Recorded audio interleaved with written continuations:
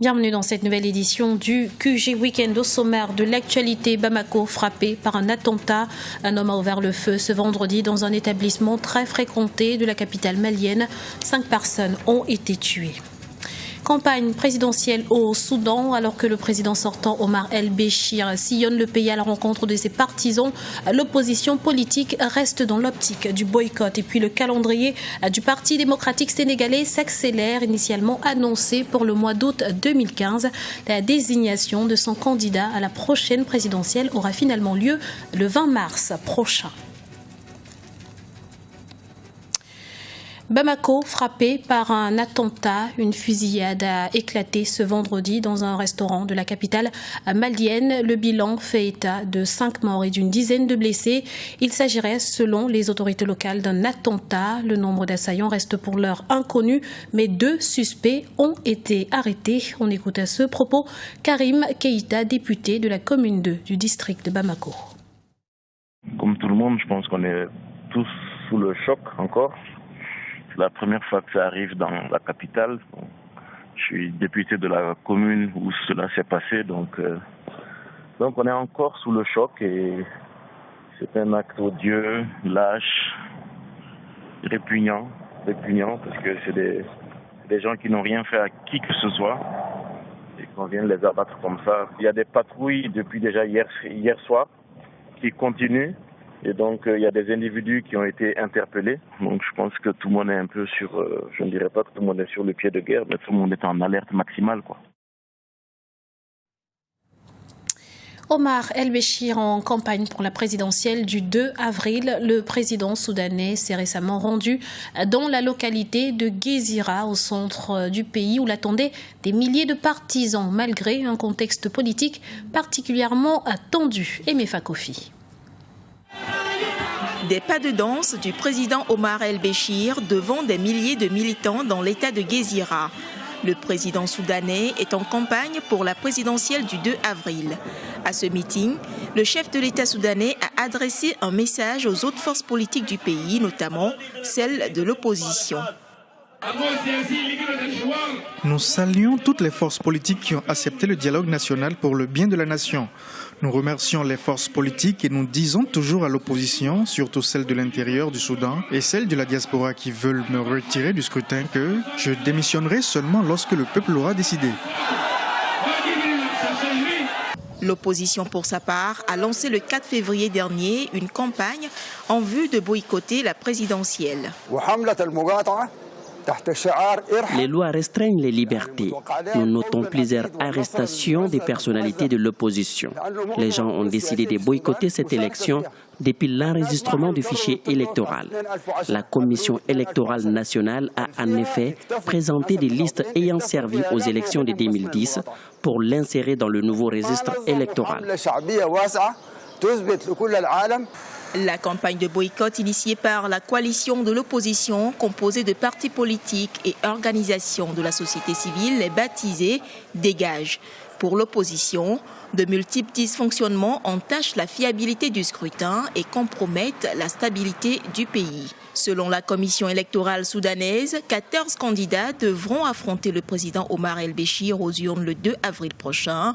Le président sortant se dit favorable à un dialogue national pour l'apaisement du climat sociopolitique du Soudan.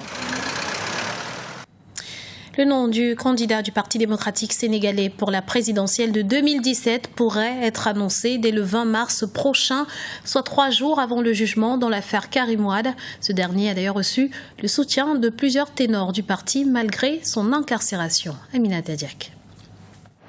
Le Parti démocratique sénégalais va choisir son candidat pour la présidentielle de 2017 le 20 mars prochain. Un choix que les responsables de la formation politique veulent démocratique. Cependant, le bureau politique devrait se tenir 3 jours avant le verdict de la Cour de répression de l'enrichissement illicite concernant l'affaire Karim Wade, dont sa candidature aux primaires est largement soutenue par les libéraux et la majorité des militants. Une décision qui n'est pas fortuite, mais qui repose sur certains critères, affirme l'ancien ministre Serine Bakayoko. Il faut être honnête, il n'y a pas de choix gratuit dans la vie. À chaque fois qu'on doit faire un choix, surtout en politique, c'est en fonction d'un certain nombre de choses. Mais aujourd'hui, nous savons tous, l'actuel président en exercice est candidat à sa propre succession. d'autres sont en train de se positionner suivant telle ou telle autre réalité. Donc c'est à nous d'apprécier l'opportunité de désigner ce candidat. Donc ce candidat sera désigné le 20 mars. Et vous savez, si c'est Karim Wade comme moi je le souhaite et comme beaucoup de militants du parti le souhaitent, ben c'est exactement ça. Donc nous assumons ce choix-là.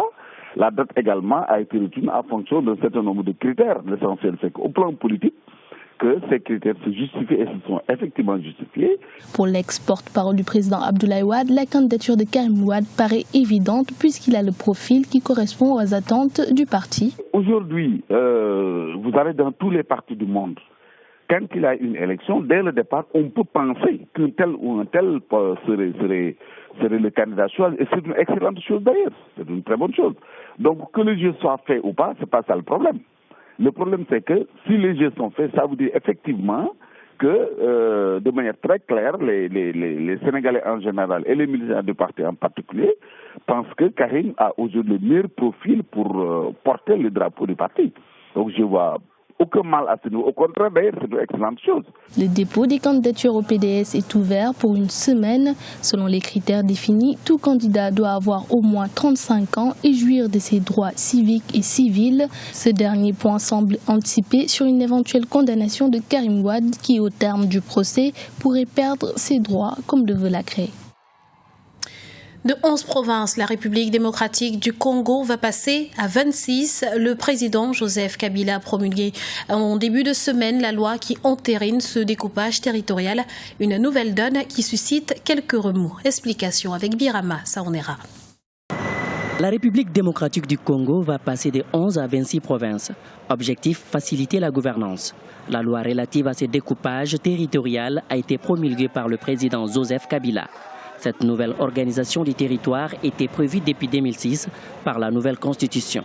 Cependant, sa mise en œuvre continue de susciter des interrogations. Depuis 2006, où cette disposition a été inscrite dans la Constitution, le pouvoir actuel n'a pas été capable de lancer ne fût-ce qu'un audit pour voir quels sont les moyens à disponibiliser pour le lancement de la création de ces nouvelles provinces. On voit très mal comment la promulgation de cette loi maintenant peut changer quoi que ce soit. La République démocratique du Congo prépare des élections présidentielles, législatives, municipales et locales. Aujourd'hui, la délimitation des provinces constitue un défi majeur à relever. Certains observateurs s'interrogent sur la capacité du pays à faire face à tous ces défis en même temps. Il n'y a pas de financement. Comment veut-on justement lancer ce découpage territorial alors qu'on a des difficultés déjà à financer l'existant? Déjà avec 11, il y a des problèmes énormes. À 25 ou 26, je ne vois même pas comment on arrivera à s'en sortir.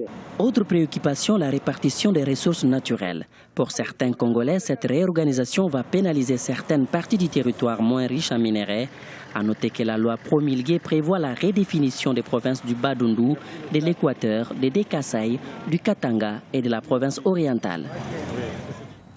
Continent d'1 milliard d'habitants et de plus de 600 millions d'utilisateurs de téléphones mobiles, l'Afrique est aussi en passe de devenir la terre du commerce en ligne malgré un faible taux de pénétration d'Internet. Jean-Célestin Edjongé et Ibarra Ndiaye.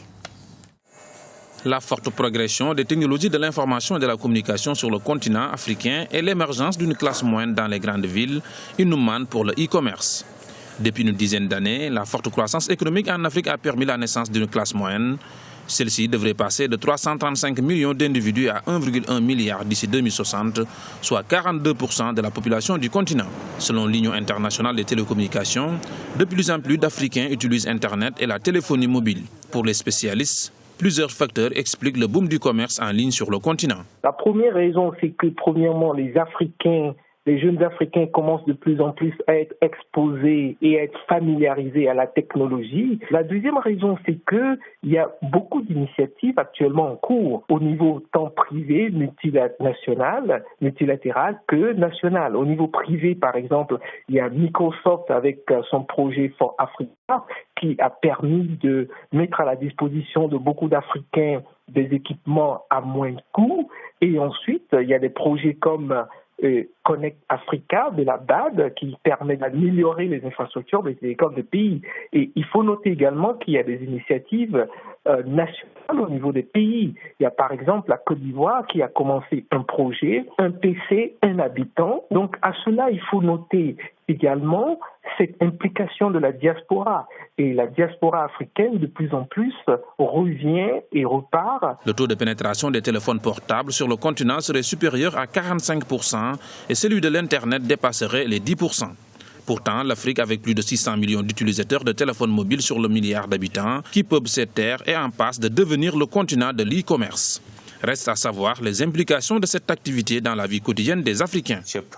Plus le détaillant est petit, plus importante est la difficulté qu'ils ont à tirer parti du commerce électronique, parce qu'ils doivent contourner les problèmes d'infrastructure qui sont encore plus complexes pour eux que les gros acteurs.